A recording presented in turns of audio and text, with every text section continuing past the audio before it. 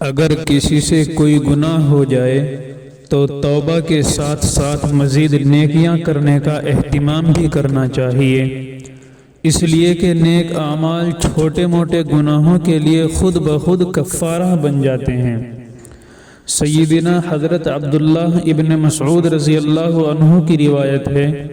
کہ ایک شخص نے کسی اجنبی عورت کے ساتھ کچھ نازیبا حرکت کر لی،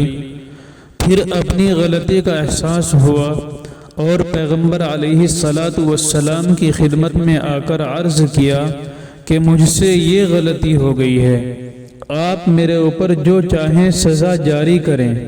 تو اس موقع پر یہ آیت شریفہ نازل ہوئی، اقیم الصلاۃ طرفی النہار وزلفا من اللیل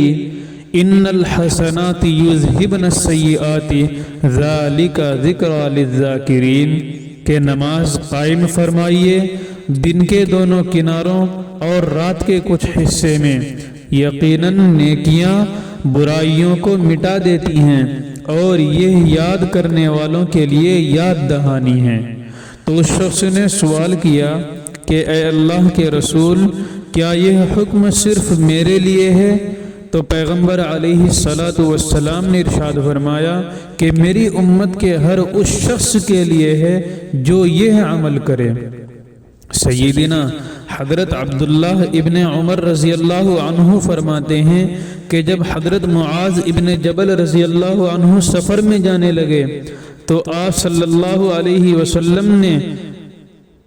حضرت معاذ رضی اللہ عنہ کو کچھ نصیحتیں کی۔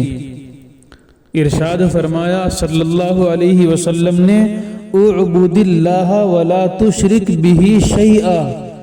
کہ اللہ کی عبادت کرو اور اس کے ساتھ کسی کو شریک مت قرار دو۔ تو حضرت معاذ رضی اللہ عنہ نے مزید نصیحت کی درخواست کی تو آپ صلی اللہ علیہ وسلم نے ارشاد فرمایا، وَإِذَا أَسَأْتَ فَأَحْسِنْ وَلِيُحْسِنْ خُلْقُكَ، یعنی جب تم سے کوئی غلطی ہو جائے تو کوئی نیک عمل کر لیا کرو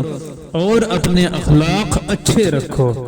اور سیدنا حضرت ابو ذر غفاری رضی اللہ عنہ فرماتے ہیں کہ نبی اکرم صلی اللہ علیہ وسلم نے ارشاد فرمایا، من احسن فیما بقی غفر له ما مضى ومن اساء فیما بقی اخذ بما مضى وما بقی،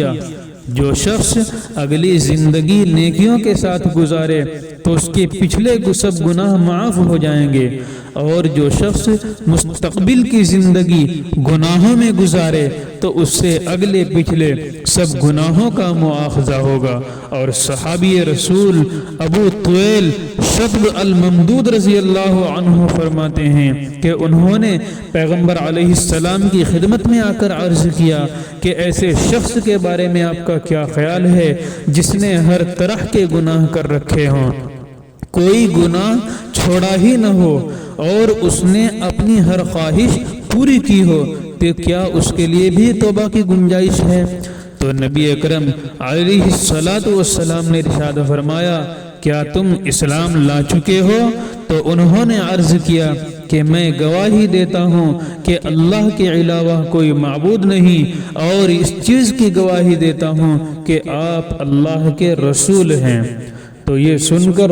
نبی اکرم علیہ السلام نے ان سے فرمایا کہ نیکیاں کرتے رہو اور برائیوں سے بچتے رہو تو اللہ تبارک و تعالی تمہاری سب پہلی برائیوں کو نیکیوں سے بدل دیں گے۔ تو انہوں نے تعجب سے عرض کیا کہ میری تمام سرکشیاں اور نافرمانیاں بھی معاف ہو جائیں گی؟ تو آپ صلی اللہ علیہ وسلم نے فرمایا کہ ہاں، وہ بھی معاف ہو جائیں گی۔ یہ بشارت سن کر ان صحابی کی زبان پر بلا اختیار اللہ اکبر کا ورد جاری ہوا، اور مجلس سے اٹھ کر جاتے وقت جب تک وہ نظر سے اوجھل نہ ہوئے یہی پڑھتے رہے۔ یہاں ایک بات یہ بھی ذہن میں رکھنی چاہیے کہ نیکیوں کے ذریعے گناہوں کی خود بخود معافی اس صورت میں ہے جبکہ گناہ چھوٹے ہوں، صغیرہ درجے کے گناہ ہوں، کیونکہ کبائر یعنی بڑے بڑے گناہ بغیر توبہ کے معاف نہیں ہوتے، اور اگر ان کا تعلق بندوں کے حق سے ہو تو اس کے لیے حق کی ادائیگی یا رضامندی ضرور ہوتی ہے۔ چنانچہ نبی اکرم صلی اللہ علیہ وسلم نے ارشاد فرمایا کہ اللہ تعالیٰ کے یہاں اعمال ناموں کے 3 رجسٹر ہیں۔ پہلا رجسٹر وہ اعمال جن کی معافی نہیں، یعنی کفر و شرک۔ دوسرا رجسٹر حقوق اللہ میں کوتاہی، مثلا نماز روزے کی ادائیگی میں غفلت، تو ان کا معاملہ اللہ کے حوالے ہے، چاہے معاف کرے یا مؤاخذہ کرے۔ اور تیسرے نمبر کا رجسٹر وہ کوتاہیاں جن کا تعلق بندوں کے حقوق سے ہے، مثلا کسی انسان کا مال غصب کر لیا یا جانی نقصان پہنچایا یا بے عزتی کی وغیرہ وغیرہ، تو اس میں یقیناً مواخذہ ہوگا اور بدلہ دینا پڑے گا۔ لہٰذا کوئی شخص محض عبادت کر کے مطمئن نہ ہو جائے کہ بس اس کی وجہ سے ساری غلطیاں معاف ہو جائیں گی، بلکہ بڑے گناہوں سے سچی توبہ کرے، اور اگر اس کا تعلق حقوق العباد سے ہو تو اسے ادا کرے یا معاف کرائے۔ اس کے بغیر اطمینان کا موقع نہیں ہے۔ اللہ تعالی ہم سب کو ہر قسم کی کوتاہیوں سے بچنے کی توفیق عطا فرمائے۔